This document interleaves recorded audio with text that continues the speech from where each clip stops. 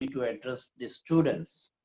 And then he came with this suggestion that, why not to share my life journey with all, which not only becomes inspirational for the students, but also, we all go through different stages where we have confusion in our minds, where we don't really know which direction to go to. So, all those thought processes can get unclogged and better clarity emerges for each and every one. Now, I have never been in any such forum where I have spoken about my life journey, but I'll make the best attempt to convey it through this particular session. I am a Bombayite. Now I have been in Mangalore for the last 20 years, but I am born in Mumbai. And I do come from a very traditional Gujarati Baniya family from Mumbai. Our family was where we spoke about business from morning to night. That was the environment around us. And my parents insisted that, we all should study in our mother tongue. In Bombay, you have Gujarati medium schools, especially in the suburban Bombay. So the whole idea was that we should know our mother tongue very well. And through that, whatever basic literature we understand. And later on, from the 7th standard, I shifted to an English medium school. Now that was the first trauma that I encountered in my life. When suddenly from a vernacular medium school, when you shift to an English medium school, it takes a hell of a lot of time to adjust. And students around you make you feel inferior about not knowing English the way they could speak at that time. So that was the first lesson I learned in my life, that if you don't fight for what you want, then don't cry for what you have lost. So I knew I had to fight, I had to make my mark, and I had to move forward. And by the time we completed our SSLC, like English was the normal language for us. And it's not that the SSLC was a very, very great score for me, but nevertheless, we could pass with reasonable score. At the time of completion of SSLC, an idea struck to me that I should know to type. So during the vacation, I joined a typewriting institution in Maharashtra. There was a state government typewriting institution. And I could complete with the speed of 60 words per minute. And the course took me 2 months. So my entire vacation after the 10th standard was to learn to type. Now that came in very handy once I completed my first PUC in Mumbai, what we call the 11th standard. Those days there were no computers. So everything was typed even in corporates, and those typewriters, the sound the keys make, it has its own music. And I got my first job offer from Lintas India to be a typist for the vacation period of 60 days in the year 1982. And I was barely 17. And their need was such that even though I was not 18, they gave me that job. And that gave me my first exposure to the corporate world, even though I was a typist. But when you go to a corporate world, you learn a lot from the corporate environment. And that's where the information came through different interactions, that being a chartered accountant is something that was very valued even in the corporate world of Mumbai. And I had the opportunity to speak to the chartered accountants working there in the finance department. And I learned the concept that you have to pass the foundation course. And I don't know how many of you know that during those days, we had to pass the foundation course, by the time we completed the 12th standard, so that, along with our degree course, we could start our course for chartered accountancy. So when I was in my 12th standard, I appeared for the foundation course. I cleared it in my first attempt. And that's how my journey towards the professional excellence began. My 12th standard score was also not great. It was hardly 62%. And from all quarters, I was told that CA, to pass the exams those days was, very difficult. And with the score I had, it would be virtually impossible to pass. But, when you decide upon doing something and you get at it, there's a saying that the world conspires to help you in what you want. And that's how my journey started of being a chartered accountant. And it so happened that through the various, friends and other discourses, I learned very early in my life that in whatever you do, be it your job or be it your studies or be it your exams, the first attempt is the best attempt. Why the first attempt is the best attempt? A, you are in a very positive frame of mind when you're writing your first attempt. B, you want to give it your all.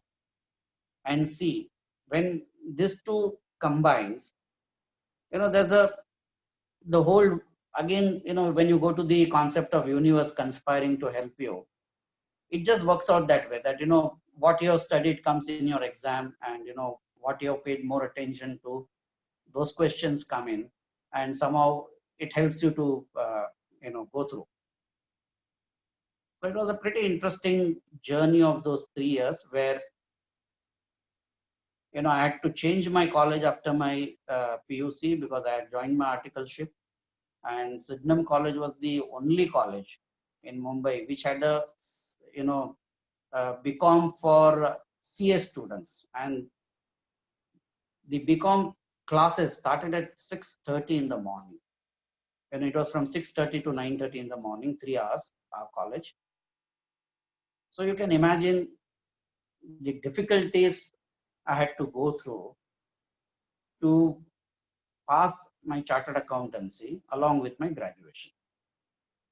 I had to be in my college at 6:30 in the morning. I used to live in suburban Mumbai. I used to take the morning train at 5:30 a.m.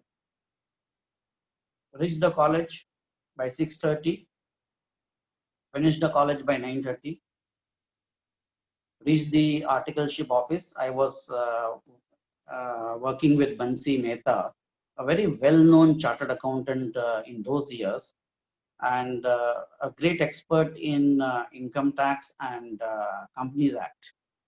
And the exposure of working as an article clerk and later on as a chartered accountant on retainership basis with Bansi Mehta was a fantastic experience. Like the problems of the income tax, as you see in the global concept, was there in Bombay, and we had to deal with problems which normally you would not be dealing with in a small city, even like Mangalore. The corporate issues, the uh, transactions, the taxation on the profit which occurs not within India but outside India. Those concepts we used to deal with in 80s. So it was a fantastic exposure, but the way the hard work had to come in, by the time my articleship got over, it was 6 p.m. Then I has to go for my evening, tutorial classes. And by the time I reached home, it was 9:30 to 10 p.m. And the next day would start the same way. So from Monday to Saturday, this was my schedule. From morning 5:30 train till the time I reach home, it would be 9:30 to 10. Nothing comes in life easy. You have to persevere. If you feel that you're working for 8 hours and that's good enough, it's okay for you. But if you feel working for 8 hours is not good enough, then increase it to 10 hours. Need be increase it to 12 hours. Because each one's capacity to absorb is different. Each one's capacity to understand and move forward is different. So like when I used to study in my, intermediate and then college, I developed a very different technique to study, to read the theoretical part, where time was of an essence. So over a period of time, you know, uh, I had mastered the art of fast reading, and it reached to a level by the time I was appearing for my final CA and then later on for UPSC exams and law exams. The theoretical aspect I could read virtually horizontally. Like normal reading is you go line by line, word by word, and each page of a printed textbook normally takes close to 7 to 8 minutes, and the horizontal, the diagonal reading concept which I had mastered during my college days, I would be able to finish a page in almost 2 minutes. So it was pretty fast for me to finish a book of 500 pages. I could finish it within 2 or 3 days, and not only finish it for the sake of finishing it, but I could absorb a lot, and that was the art I developed to crack the exams amidst the very, very, very busy schedule. And one thing led to the next, but I always kept the focus on not only the academic brilliance, but on the practical aspect of work.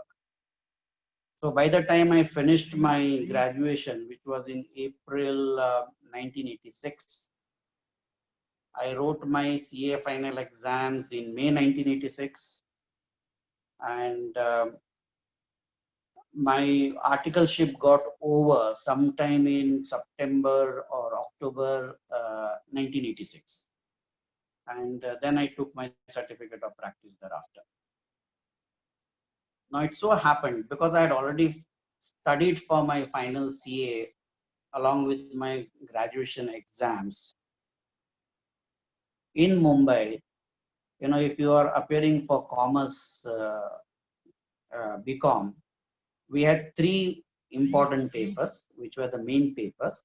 One was the advanced accounting, the other one was the financial accounting, and the third was the audit. And there were three other papers, organization and management, economics, and MIS. So the Bombay University would give a trophy for the highest marks in the first three papers. That is what you are majoring in. And I was so lucky, because I could finish my CA syllabus by the time I was appearing for my final graduation exam. Three subjects combined, I got a score of 97 percentile. Now you look at it. My 10th standard performance was in 60s, my 12th was in 50s, 60s. And when I graduated from the university, I was in 97 percentile. And that's a huge kind of a score in Bombay University, because the levels and the standards of Bombay University are pretty high. And that made me a topper in Bombay University.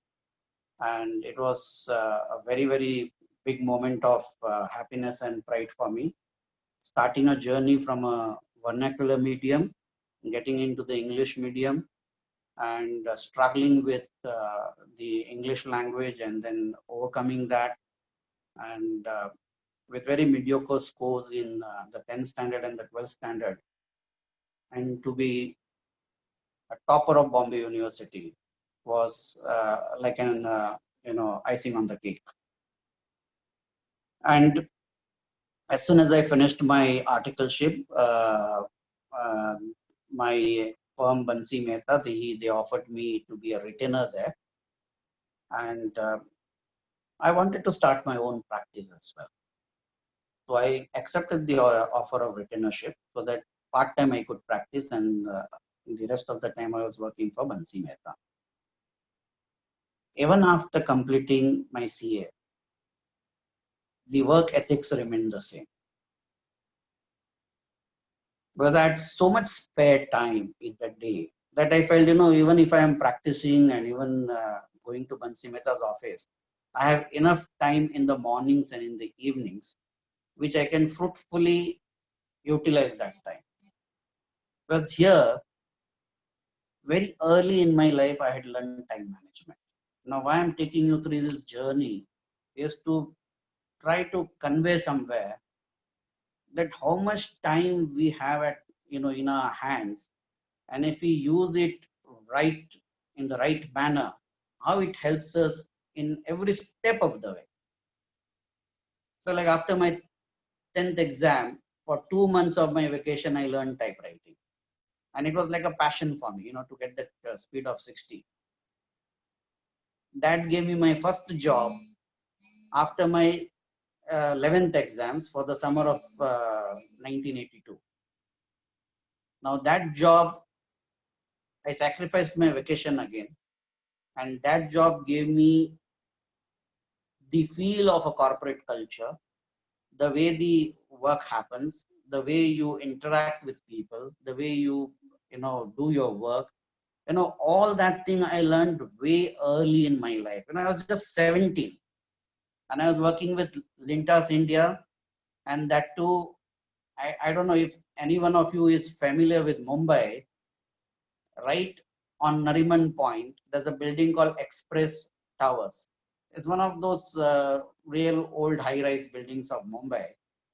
And Lintas India office was on the 13th floor. Now you imagine a young boy of 17 working in a corporate setup, even though as a temporary typist, but you still had to type, all kind of financial statements, account statements, all kind of spreadsheets on typewriter. It was a great learning experience, and that gave me the desire and the confidence that I could become a CA, and of course the information of going about how to become a chartered accountant. And the same perseverance and hard work and time management helped me in completing my chartered accountancy along with my graduation. I missed being the youngest chartered accountant at that point in time in India, just maybe by a month or two. But there was someone just a little younger than me in the similar situation, where he passed both the graduation and I think he was December born, and I am November born. So just for that 1 month, I missed being the youngest chartered accountant of India at that point in time. So because I had this habit of using time and not to waste it, I started my own practice along with retainership, and I enrolled myself with cost and management. Those days it was called cost and work accountancy course. Then later on they changed it to cost and management accountancy. So mornings I would study for cost and work accountancy subjects, and I would work with Bansi Mehta. I would do my practice. I would appear before the department officials. And in the evenings, a friend of mine who was running classes for CA students like your KV Academy. He was also running one academy in suburban Mumbai. I used to teach for both intermediate CA and final CAs. The subjects, I used to take both the subjects, advanced accountancy and financial accountancy.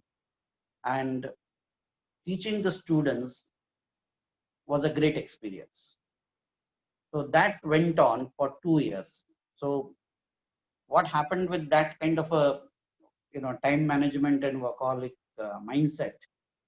A, it gave me fantastic income, because by the time I was 23, I had already made more than ₹1 lakh.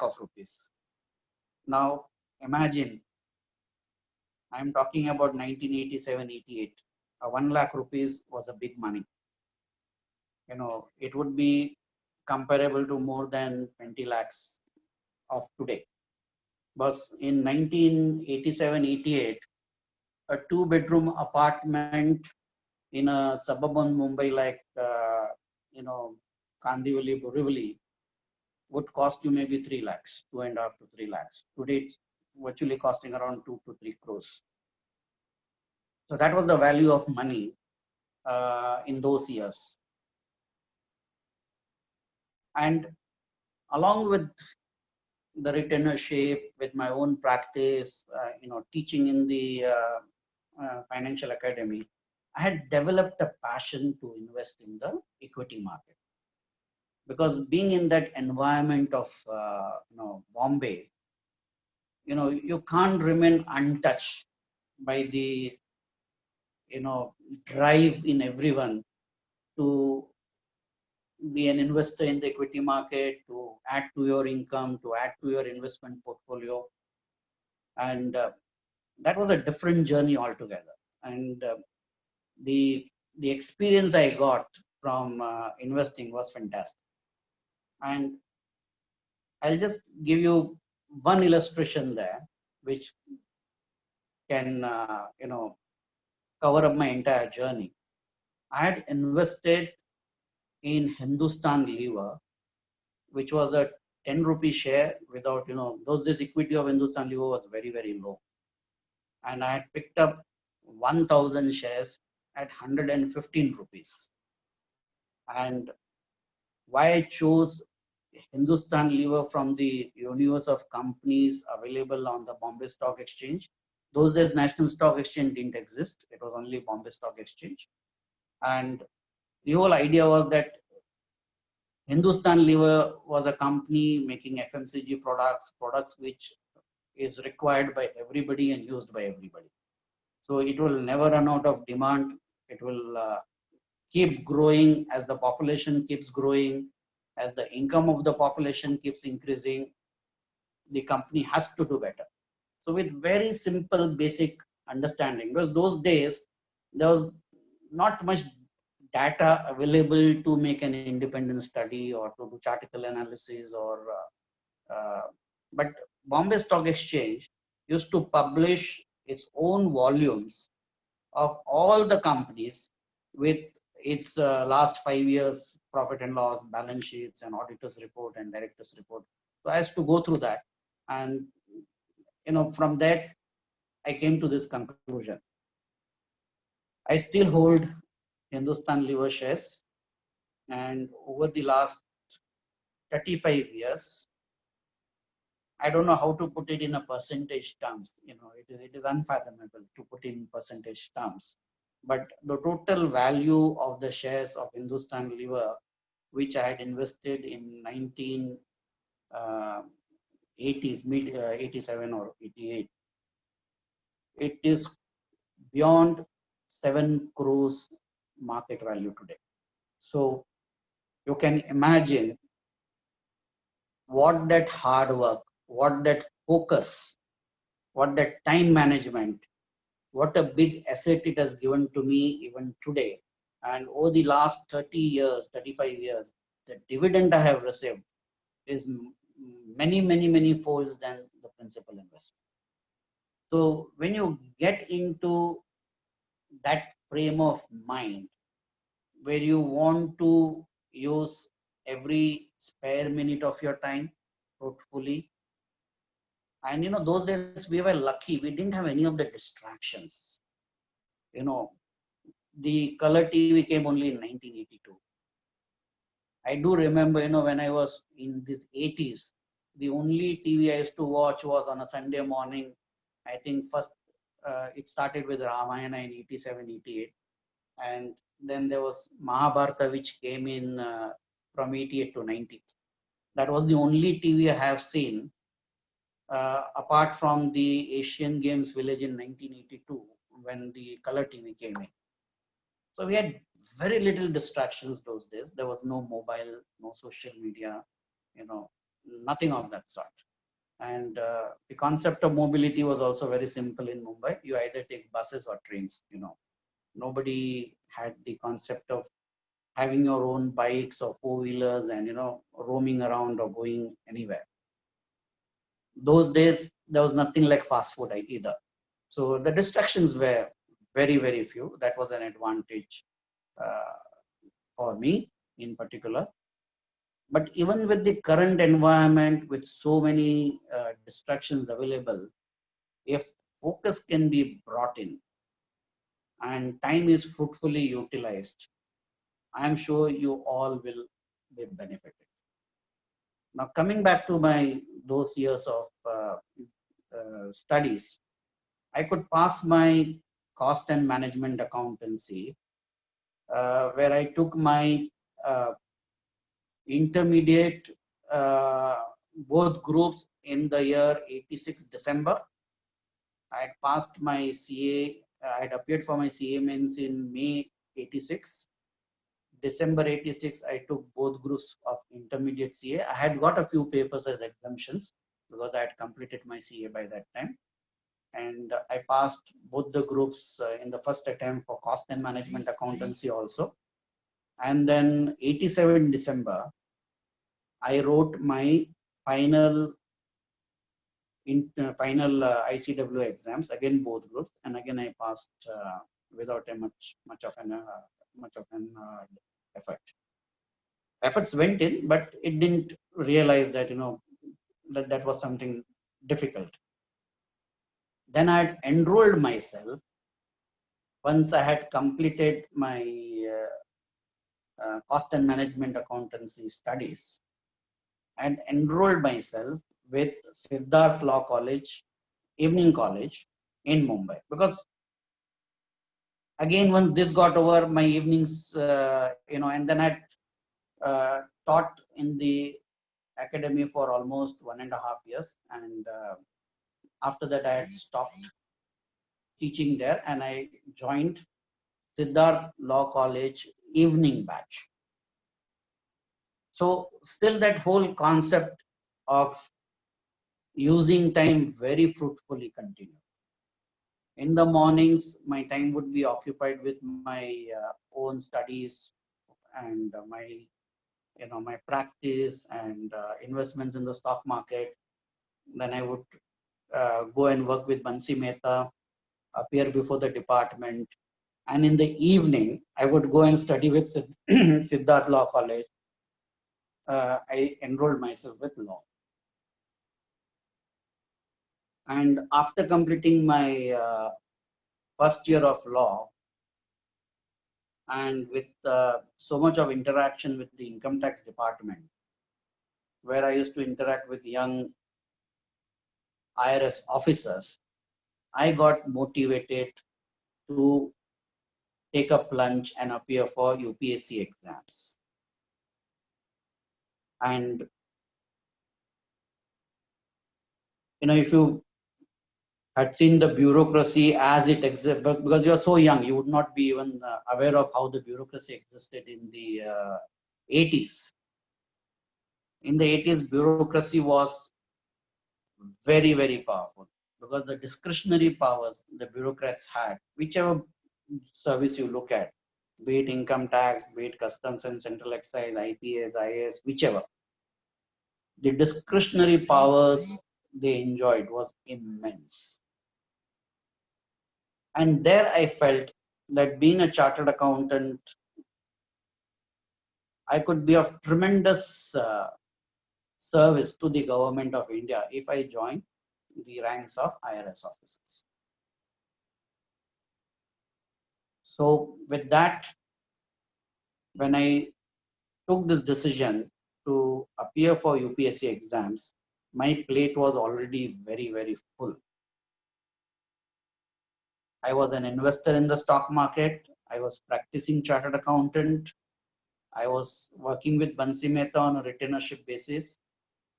And I was doing law in the evening law college. Now, one may ask, where, where would I have time to even study for UPSC? But we always find time. And the time I was traveling from suburban Mumbai to Churchgate, it used to take roughly around 50 odd minutes in train. Return again 50 odd minutes. So daily I had roughly around 1 hour 45 minutes where I would be going by train and doing nothing. So I converted that time as an opportune time to start preparing myself for the UPSC. And that is the basic concept of time management. And I used to constantly talk to myself that it is possible. One thing never came in my mind, that this is not possible. That word impossible, I never allowed it to enter in my mind. But the minute you allow the word impossible or this is too difficult start entering your thought process, then it feeds on itself. It starts building into a bigger and bigger issue. And before you realize, you feel that you can't do this. Like what we speak becomes the house we live in. So if you keep speaking to yourself, this is too difficult, this is impossible, then you are living in a house of impossibilities. But if you keep speaking to yourself, oh, it's possible, I can do it, then you start living in a house where there are possibilities and possibilities. And that is the way I used to look at things. That, oh, it's possible. Once you say it's possible, your mind, your thought process, it starts working to make it possible. It starts working to make it happen. So from my journey, what I would like to put across to you all, don't allow the word impossible or it's beyond me or it's too difficult. Don't allow this thought processes even to enter in your mind. Because once it enters in your mind, it makes deeper and deeper roots. And finally, that becomes the reality. And as I've told you earlier, whatever is your thought process, finally the universe will conspire to make it happen. So if your thought process is, it is possible, and you start working towards that possibility, you start utilizing every spare minute of your time, the universe will also conspire and support you and aid you to help you to make it possible. Now, at that point in time, I simply, it was not that the thought was not coming there, but I didn't allow the thought to make roots in my mind that from where on earth will I get time to study this, from where on earth I will be able to manage this, because UPSC was told to me that time that it is one of the most difficult exams to pass. I don't know the current statistics, but those days around 10 lakh students would appear for the preliminary exams. Out of 10 lakhs, only 10,000 would be declared pass in preliminary exam. And preliminary exam those days was not based on computer, but you had to, the format remains the same. Now the format has moved towards the computer. Earlier it was a paper. You have to, for every question there are 4 options. You have to choose the right option and you have to color with your pencil the right option. So The preliminary exam is more of a speed, more of a clarity of thought and mind, because you are given, 120 minutes to answer 120 questions. Many found it very difficult, and that's why the results were like from 10 lakh students, it got reduced to 10,000 students. And the main exams, which was 6 papers of 300 marks each, pretty elaborate. Each paper was 3 hours. And all put together, the mains would come to 1,800 marks. From 10,000 students who appeared for UPSC main exams, only 2,000 were called for, or even less than 2,000 were called for the interview, which was conducted in the UPSC building in Delhi. Out of this 2,000 odd, the final results declared would show only 800 or 850, whatever the seats available for that year, would be declared passed in UPSC. Now, UPSC, this one exam has many services in it. And depending on your ranking and your choice, you can choose the services. So the services comprise of Group A and Group B. Amongst the Group A, you have the IAS sitting on the top, then IPS, IFS, IRS. IRS has 2 segments. One is the income tax, the other one is customs and central excise department. Now, central excise has become more outdated. So, GST has come in, and narcotics is part of the customs, central excise, and GST. And then you have the audit and account service, and various other services in Group A. So once I got my results, despite all the limitation of time, I still passed my UPSC exams with my first attempt, and I was eligible to choose either IPS, IRS income tax, or IRS customs, central excise, and narcotics. I chose IRS customs, central excise, and narcotics because it had a mix of both the uniform services as well as the flavor of the revenue department.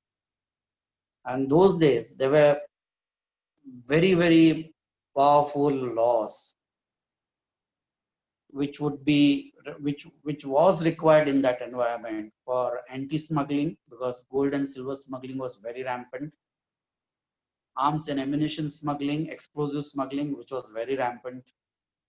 Narcotics was becoming a major problem. And today we all know that how the society, the biggest ill in the society today is the drugs. And then there was the customs, both at the airport and the seaport for the passengers. And again, for the cargo movement, both at the air cargo and at the seaports. And then central excise service was there, where central excise was the main indirect taxes collected by the central government, and sales tax was the main indirect taxes collected by the state government. Later on, central excise became, later on service tax was first added, and then both central excise and service tax got merged along with the sales tax and VAT into GST. So that's how my journey as a IRS officer began. And I was more than happy to join the service. I worked in the department for 10 years. And those 10 years, it was a different experience from being a chartered accountant, a professional, to being a bureaucrat. The experience was completely different. Like you all right now are studying for your CA. Once you start your own practice, or as an article clerk, you appear before an assistant commissioner. You know the difference between being on the other side of the table. So it was a different feeling. And I particularly enjoyed because of my law background and being a chartered accountant. The scope of work I could do was immense. But as you rise due to promotion to a senior level, the field job becomes less and less. And it becomes more of a table job, more of a supervisory role. And I felt that I am not in a position to utilize because I had a lot of spare time. And I was feeling restless that I am getting underutilized in a senior capacity. Till the time it was a field level assistant commissioner, deputy commissioner, I felt that I was, contributing to the national cause and so on and so forth. But I was about to get promoted as joint commissioner. And being a joint commissioner those days, today's joint commissioners do field work also, because today's joint commissioners are of a deputy secretary rank. Those days, joint commissioner was of the director rank.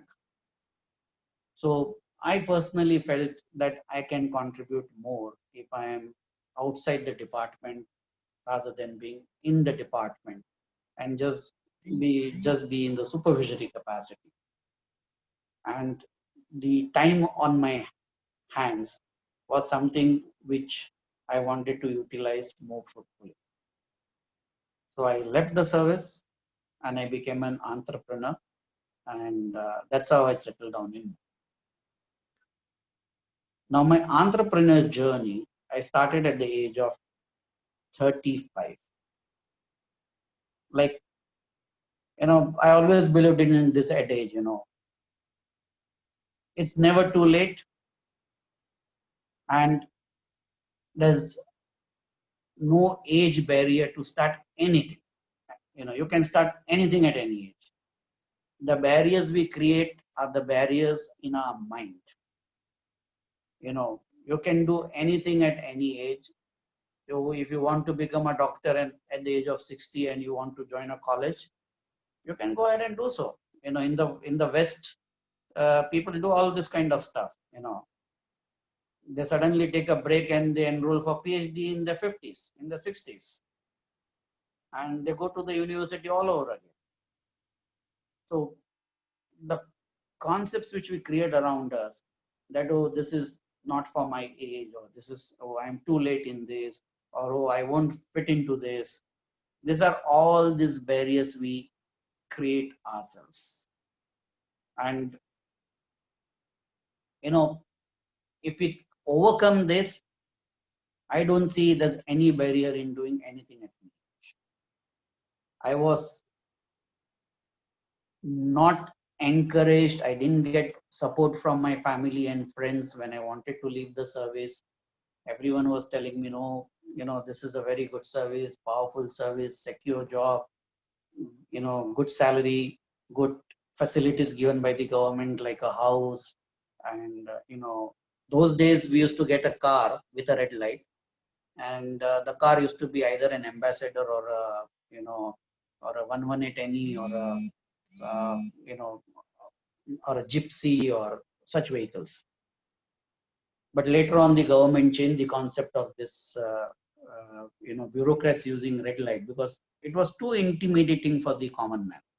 That, a bureaucrat's vehicle with that red light and that siren going around, it didn't speak well of a bureaucrat being a public servant. It looked like more, feudalistic mindset. So I'm glad that the government took that decision to remove the red light from all the vehicles except for very, very few jobs. I started my career as an entrepreneur, and this journey has been now 20 years old journey. And I am very happy that I am able to utilize my time and be an entrepreneur at the same time, add to the society in which I am residing, and the society from which I have received a lot of success and love and affection and friendship. Today, my businesses are into A, real estate, B, construction, C, generation of power through wind energy, which we have one farm in Bellary, another one is in Nasik, Maharashtra. Then I have a financial consultancy company based in Mumbai. Then I have a automobile dealership business in Gujarat, and uh, me and my wife, uh, we have taken a step forward and become vegans. I hope you all are aware what a vegan means in this world. And my wife is more into running a restaurant in Bangalore, which is a vegan restaurant. It's the first vegan restaurant in India. It's called Carrots. It's in Bangalore. And anyone who is interested in uh, knowing more about what it means by being a vegan, or more details about vegan food, anyone can contact me on that, and it would be my pleasure to help all of you in that if anyone is interested in that. And it's been a very, very satisfying journey, because today, direct and indirect employees, those who work in our different businesses, is almost 200 people. So from being an employee with the government of India, today I am able to use my time fruitfully in different businesses and have become a generator of economic activity, giving jobs to people and contributing to the welfare of the nation by paying taxes, both direct and indirect. But with all these commercial activities, I still could find time to add value to the society. I have been appointed by both the state government and district administration on various committees. Then I have been president of Canara Builders Association for 3 years. I have been the president of Mangalore Stock Exchange. I don't know how many of you are even aware that there was a time when regional stock exchanges did exist, and they used to have their own trading platform, and trading used to happen in equity market. And Mangalore Stock Exchange was one such regional market, regional stock exchange. So I had the privilege to be director for almost some 9-10 years, and president for 5 years or thereabout. And I was a shareholder director in Interconnected Stock Exchange Limited, Mumbai. Interconnected Stock Exchange was a very, very novel idea, which was supported by the government of India and BSE, where all the regional exchanges, they came together on a single platform, so that the weaknesses of being a small exchange could be overcome by forming a larger exchange called the Interconnected Stock Exchange. And the over-the-counter trading concept was also introduced, and that experience was fantastic. One more experience I had was a very, very rich experience, but we were very lucky to take a decision to exit that business. A group of investors whom I knew them and they knew me, we had started an airline company somewhere in the year 2006. And we had the license from the Civil Aviation Ministry to start a scheduled airline.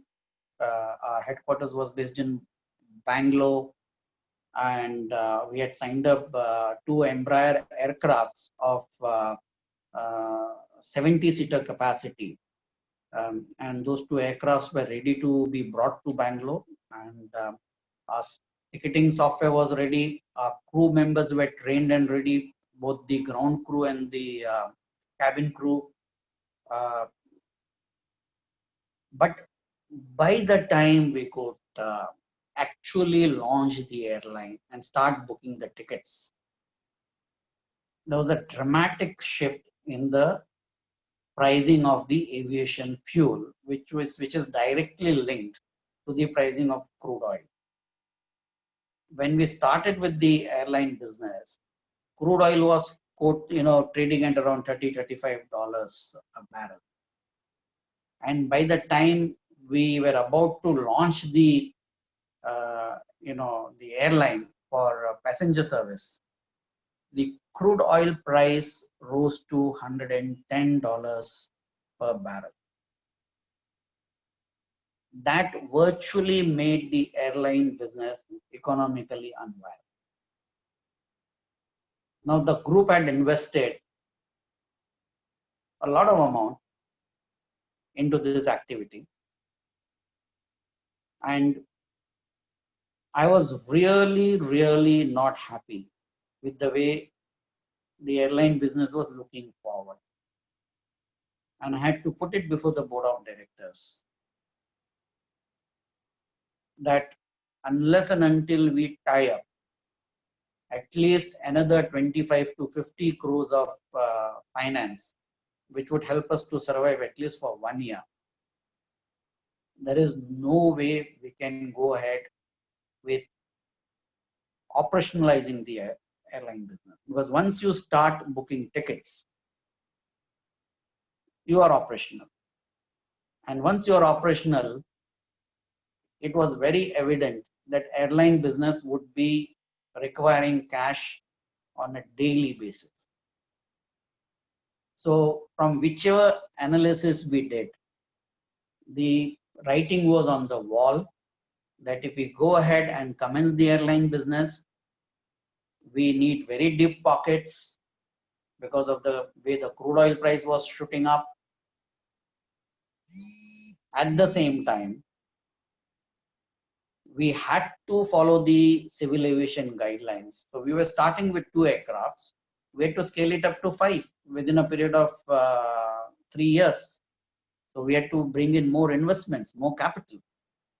And if you're going to lose money on a day-to-day basis, from where are you going to bring in more capital? So a decision was taken that before starting, we will close the business and we'll take a hit on the whatever money that has been invested.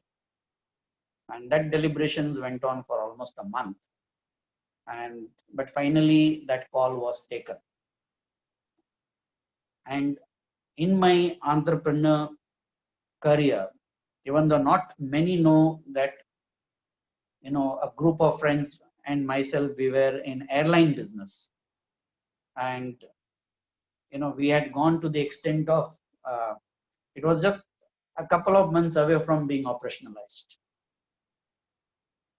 We took a call to close and to write off whatever investments we had made. And despite losses being booked, that was still the best decision of my being an entrepreneur. And from there, the message is, when the writing is on the wall, when the figures tell you that things have changed and this is not going to work out, when the figures speak to you, we try to get over the writing on the wall by feeling that, okay, something better will happen, let's try. Some angel investor will come, let's move forward. Or things will change, let's go ahead. Or at times our egos come in our way, because the airline business, which was, the airline name and the business which was about to start, it had got wide media publicity also, especially with the print media, that this airline is going to commence shortly. So then the ego comes in that, when in the industry people know that you're going to start with this airline, and then to take a back seat and, call it off, it's not an easy decision. But because of the training I had over the years. I could keep my ego aside. I could keep the, our shareholders' ego aside, our board of directors' ego aside. I could convince them just based on the figures and figures and figures, nothing else, that if we go into this airline business, it will suck in all our resources, all our assets. And even after investing all that we have, I'm not too sure that we would make it a profitable business. And with that, it seemed very brutal at that point in time, but we closed the business very abruptly because there was no way to move forward. One step forward and we would have got sucked in. It's like walking into a whirlwind. If you are one step away, you are safe. But you take one more step and you get into the whirlwind, you are sucked into it. Then there's no escape. So that was the decision which was the most difficult, but an absolutely right decision that we had taken. And once we closed down, what happened to Deccan Airways, what happened to Kingfisher, what happened to Jet Airways, everybody got into that huge uh, losses and eventually huge borrowings. The promoters lost. The promoters are facing all kind of legal issues, and the companies closed. So in retrospect, that was the best decision of my life as a businessman, to close a business. And sometimes in life, when the writing is on the wall, when you know that this is not the right way forward, you have to have that courage, that will, to walk the talk and to bear the losses. Or it may be a financial loss in certain circumstance, it may be some other losses in other circumstance, loss of relationship, it may be loss of opportunities, it may be a lot of loss of profits, it may be. But when the writing is on the wall, we should have that courage to act on it. And if you are able to do that in the most difficult, tiring circumstances, in good times, it will be a cakewalk for you and success will be all yours. With just a few words, I will end my this motivational talk.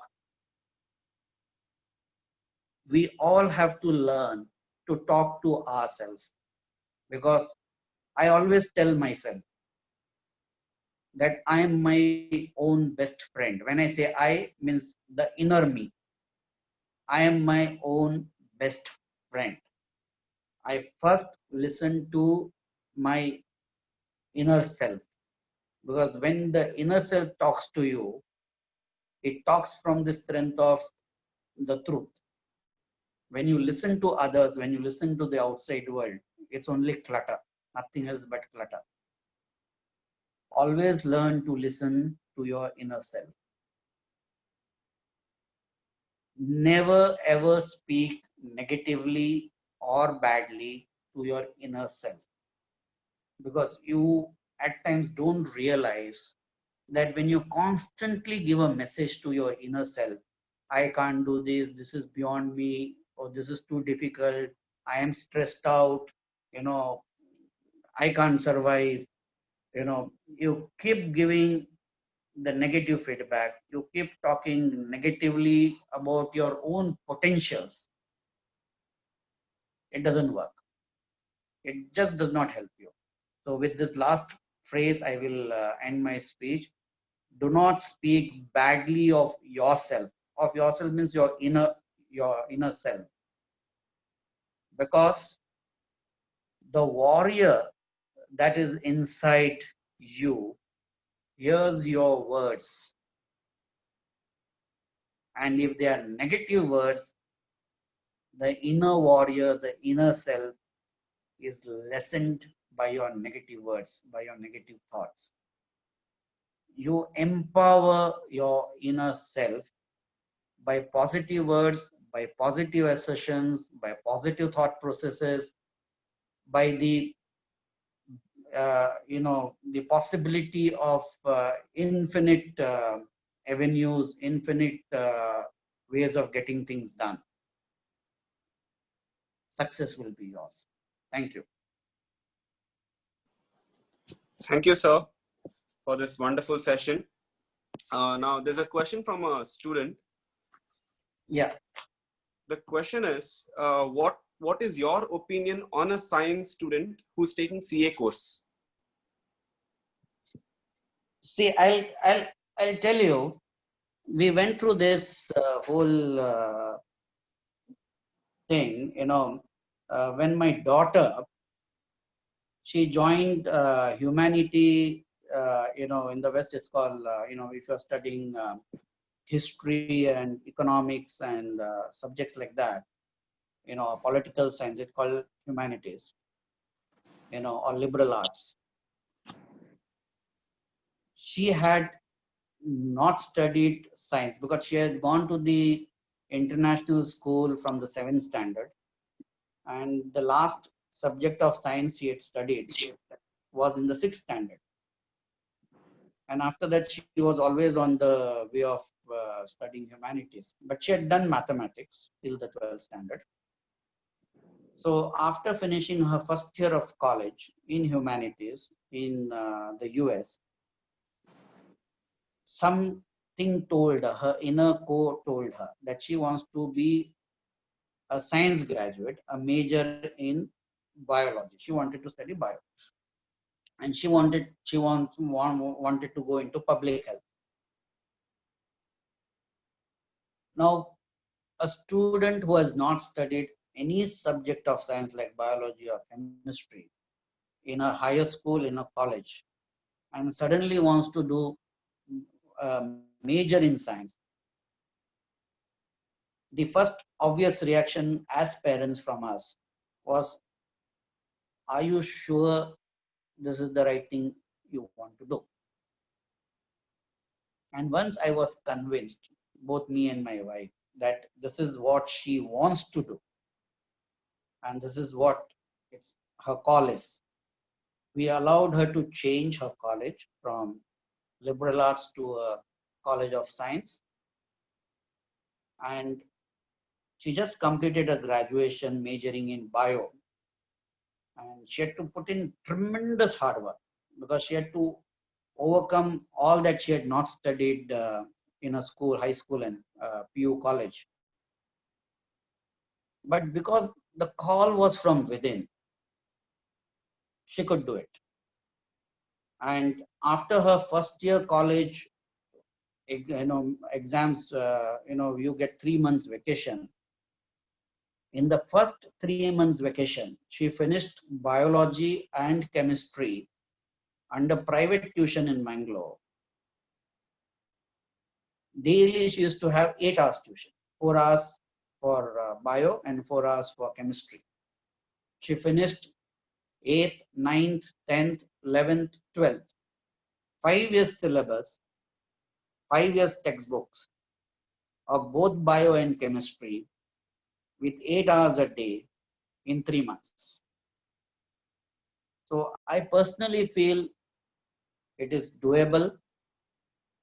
If the call is from your within, not if the call is from some others. If somebody is advising you that science is not the right area and get into commerce or do CA, then it may work, it may not work. But if it's your personal call, if you're confident of doing it, if it's your inner call, you can go ahead and it will happen. It's not going to be difficult. Thank you, sir. There's one more question. Since the exams have been postponed, how do we control the distractions and how to focus and how to stop procrastinating? Time management. Even there's nothing like free time. See, time is one asset which we fail to value it because it's coming free. But it's the most valuable asset which we all own. and that's time. If you look at time as an asset, you will know how to use it to benefit yourself. Like any other asset we use to benefit ourselves, materialistic assets. The earlier you realize that time is an asset, the more fruitfully you will be able to use time. You will find activities, you will find things to do to enrich your mind, to do some other courses, to study, to read a book, to entertain is also a requirement of our own self. It's not that you only have to use your time to work or to study or to gain more and more knowledge. You have to strike a balance. What is the time you want to give it for entertainment, and what is the time you want to use for self development? Once Okay. you So this, start valuing time as an asset, you will know how to strike a balance. But with youngsters, I have seen a very common statement they come up with: oh, time is hanging on me. Like it's a liability, like it's a sword hanging on you. That is the worst way to look at time. Time is not a liability. Time is an asset. Please, if you are a chartered accountant, you know what is an asset and what is a liability. Put time in your balance sheet on the asset side and not on the liability side. all right. So there's one more question. What role did CA play in your entrepreneurship journey? Tremendous, because CA taught me how to evaluate a particular business decision from its viability concept. Because there are businessmen who have become successful without understanding figures. But when you look at one person as a successful person, there may be 9 who have failed, whom nobody has heard of or aware of. So we all, chase success, and, like there's a phrase, like success has many fathers and failure has none. So if you are well equipped in understanding the economic viability, the concept of figures, you will be able to take better decisions in your business. And being a CA, it helped me tremendously. That's point one. Point two, when you have large businesses and multiple businesses, knowing income tax, knowing indirect taxes, whether it was earlier VAT or now GST or service tax or whatever, it is very, very important. Because once you have this knowledge, you are able to take the right decisions in tax planning, in how to get into this kind of tax savings. Now we got into the wind power business primarily from a tax saving instrument benefit, because instead of paying 30% tax plus surcharge, it made much better sense to invest in wind power, which had all the tax benefits under a section 80IA. Now, because I understood it, I could see that as an opportunity. And when we took the next step of looking at the project evaluation, and when it came to the brass track IRR, we understood it's a very profitable business even without a tax benefit. Tax benefit was an additional profit which was coming into the project. So having knowledge of accountancy, having knowledge of income tax, having knowledge of understanding the figures, balance sheet, profit and loss is a huge, huge advantage for any businessman. See, I'll give you one simple example. I am an independent director in Mangaluru Smart City. Now, most of you must be aware there's a Mangaluru Smart City. I was appointed just a few months back, 6 months back, as an independent director in Mangaluru Smart City. A particular project which was tendered The letter of acceptance was issued to the L1. And when it came for approval for signing the contract with the L1, when I went through the figures, I realized that the previous financial consultant who had prepared the IRR statement had made a major mistake in the IRR formulation. Now, being an independent director, I put my foot down. I said, even though you have come to this particular stage, I am not going to sign this just because somebody else has made a mistake. And I want to give an opportunity to the L1 bidder to renegotiate on this.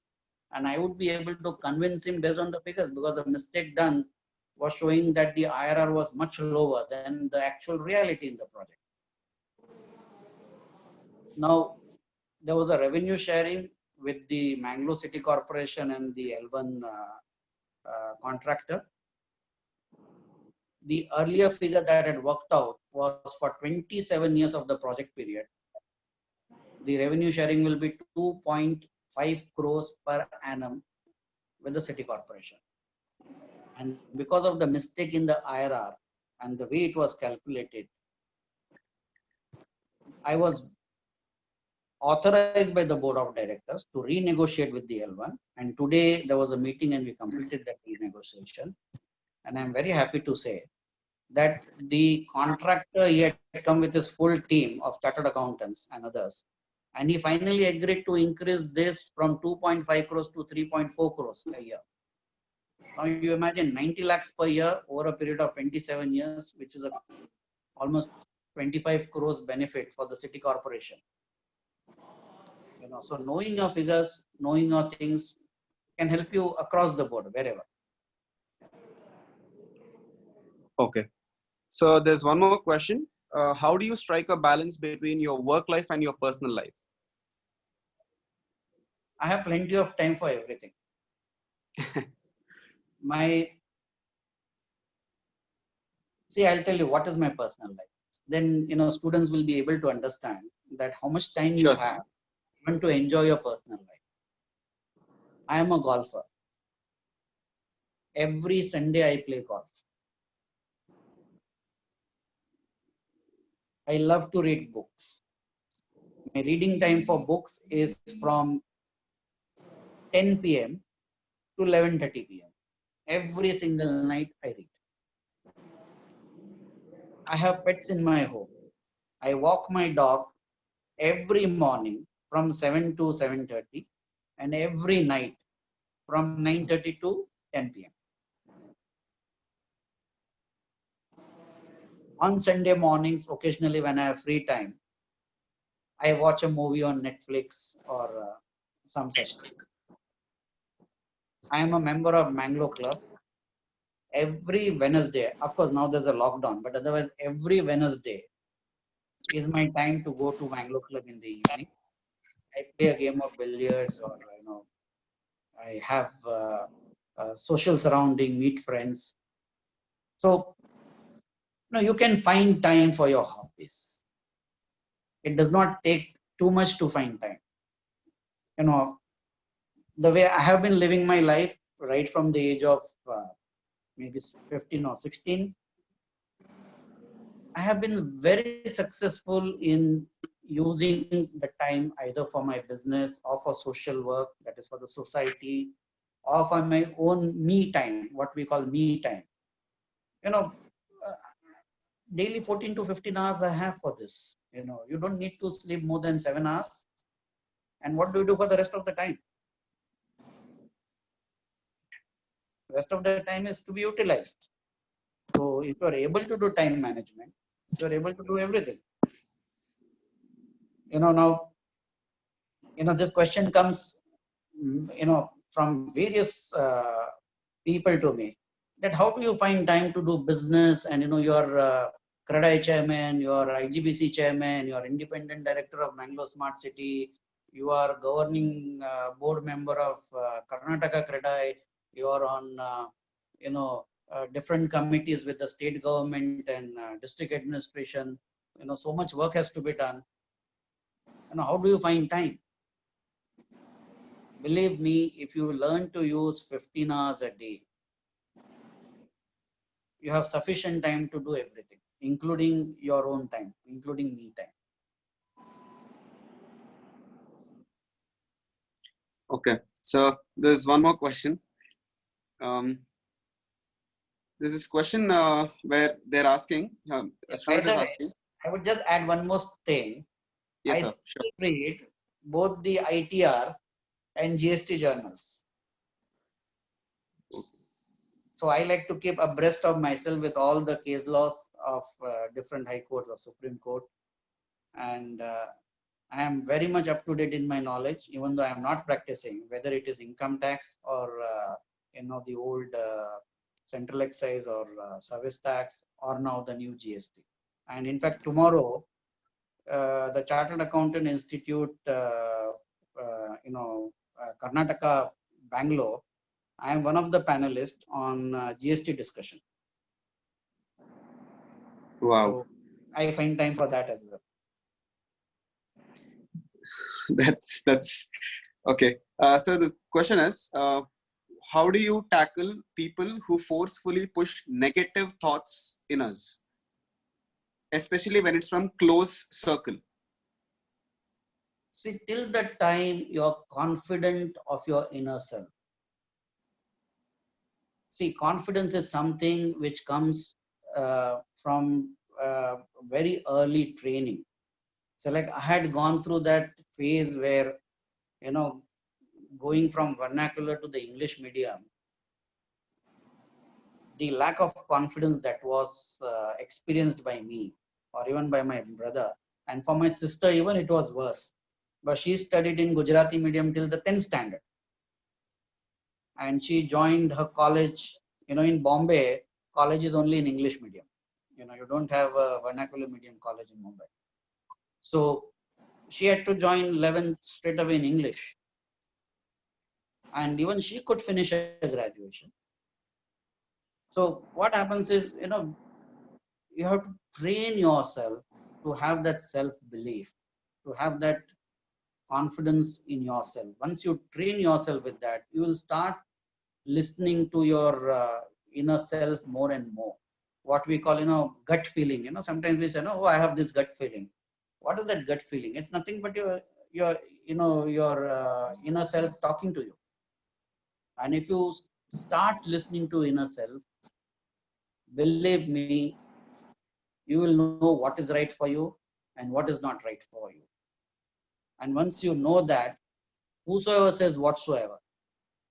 So like when the time came for my marriage, my wife hails from Mangalore, from a different religion, and my parents, they said, that's not a done thing. And I had already told you, they come from Orthodox Gujarati Vaishnavite community, where my father or my brother, they don't even use leather things, not out of veganism, but out of respect for the living creatures, pure vegetarian family. And now to tell them that I'm going to marry someone who eats, all kind of meat. It was a big bolt out of nowhere for them. But I was very confident in the decision I was making to choose my life partner. Despite they're telling me no, despite they're telling me, it will be difficult, this, that. And today we are 30 years happily married. Be it joining the government service, that time no one else but Bansi Mehta himself, who was the senior most partner of Bansi Mehta, CA Farm. He told me, please, he said, don't join the bureaucracy. You have a very bright future as a chartered accountant. But my inner core told me, no, I want to experience being a bureaucrat. I want to do something for my country. Being a CA, I may be successful. I may make good money. I may have a fantastic practice. But at the end of my career, if I have to say, what have I done for the nation? I have nothing to say. So despite, such strong voices telling me not to join bureaucracy, I joined because I had a purpose. My inner soul was telling me that you please fulfill your purpose. Same way, when the time came to leave the service, all family and friends said, don't leave the service. But I had a purpose to fulfill and I had to leave the service for that. So when you start listening to your inner self, and you will listen to your inner self if you feel more and more confident, if you have more and more self-belief, you can, whatever negative voices or whatever other voices are there around you, you will be able to overcome that and you will not be carried away or influenced by those voices.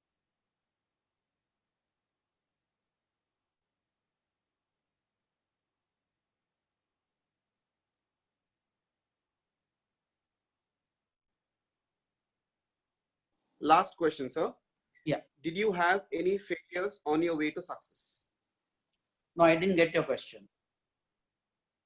Did you face any failures on your way to the success path? Yes, there was one failure. Now, it's a very interesting thing. And that's again a lesson for me. It was a lesson for me and I have never forgotten it.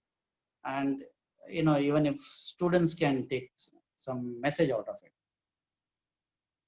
During my IRS 2 years training, we have a full-fledged 2 years training to become an officer. There was an exam without books and there was a paper with books. Now the exam without books, definitely we had to study, so we studied and it was very easy to pass. But the exam with books, I took it for granted that it should not be difficult to write the answers.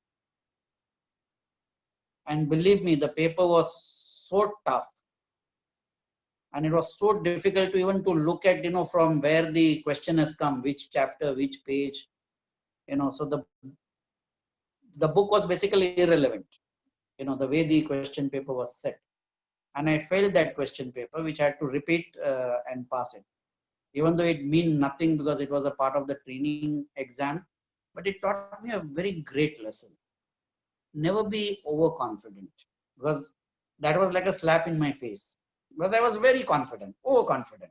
That, with books, what is there? I know so many things, I can easily pass with books. But that was a very big lesson which I learned. Never be overconfident.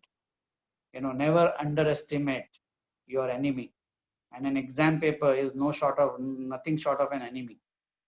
Because the exam paper, when you write an exam, it's like a battle. If you are well trained, well equipped, knowledgeable, you will win the battle. If you are not, the battle is lost. So look at every exam like a battle and take it accordingly. So it was a very interesting lesson which I learned in my life. The other failure was the airline business, which I had mentioned. But I don't look at it as a failure because we avoided ourselves getting into from a worse disaster. But sometimes cutting your losses or quitting when the writing is on the wall is also a very important aspect of life. Sometimes even in relationship, when, because most of the people who are listening to me are young people. Even in relationship, when the writing is on the wall that this relationship is not going to work and you are convinced about it, when you see that writing on the wall, take a decision to quit. You don't take a decision to quit at the right time, it will cause severe damage to your financial health or your emotional health. Okay, sir. I hope you have time for one last question. Yeah, sure. How did you manage to learn? How did you manage to learn everything so fast?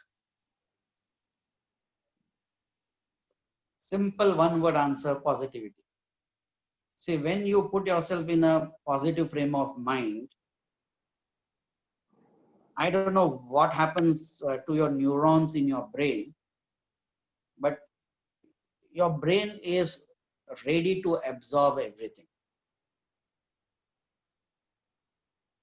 Till the time you have doubts, you are not sure, you lack confidence, nothing gets into the brain. And I have followed this practice throughout my exam days, but I have written two groups at a time, and I don't know what is the format now, but during our days, if you are writing two groups, the exams is for 4 days, 2 papers per day, 3 hours in the morning from 10 to 1, and 3 hours in the evening from 2:30 to 5:30. I don't know what is the format now the CA Institute follows for the exams. Even during the exams, I ensured that I slept for 6 hours.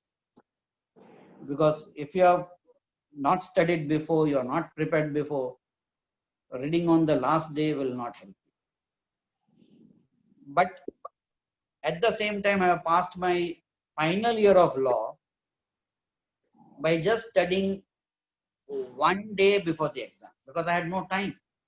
Because I was already going through my my IRS training, and I was given only 6 days holidays to appear for the law exam. And I was so busy with my training and various other activities there that I had not much time to study for my third year law, but I was equally confident that I would be handling it. And that was one exam where I studied just the day or the prior day before the exam for the law for third year. And I managed to pass with decent marks. In Bombay law, 57% is not bad. So you have to adapt. You have to rise to the occasion and adapt. For my CA, for my UPSC, I prepared much in advance. I didn't have to really worry about on the exam days. I took life easy on the exam days. I took enough rest and enough sleep. But for my final year of law, because I had not studied and I had no other time, that was the only shot I had to complete my law course, and I did the best of it. And I was lucky enough to pass in the first attempt with decent marks. Thank you, sir. We are really lucky to have you today, sir. I hope your session really helps students a lot, especially when the exams are nearing. And I got inspired. So I'm sure that students also got inspired by your words and your thought process and your mindset. Thank you so much. And my only message to students is there is no necessity to get anxious or go for self-doubting. Positivity will take you through all kind of difficult situations, including writing an exam and passing it. All the very best to all the students who are listening to me, and I wish them a great future.